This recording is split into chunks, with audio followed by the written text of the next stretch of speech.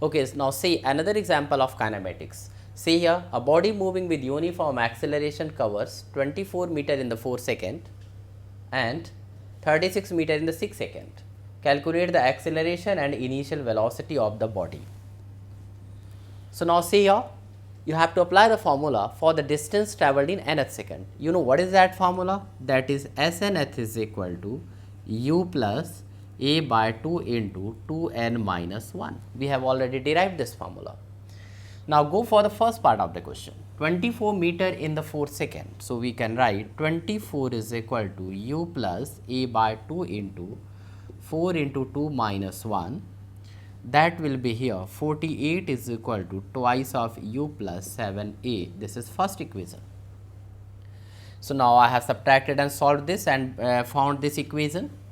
Similarly, we can make another equation for the second condition, that is 36 is equal to u plus a by 2 into 6 into 2 minus 1, that is 72 is equal to twice of u plus 11a. This is second equation. Now we will solve this first and second equation and get the value of u and a. So here I am taking this part here. First one, 72 is equal to twice of u plus 11a and 48 is equal to twice of u plus 7a. Subtract these two, this will get cancelled. Here you will be getting 24 is equal to 4a, so a is equal to 6 meter per second square. By putting the value of a in any one of the equation, whether you put in the first or the second, so just you can solve it yourself. So by putting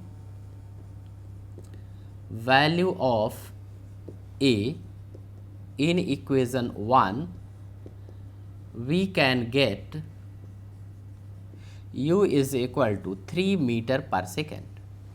So now see here, by using one formula, we have got the value of a and u. These both quantity were unknown.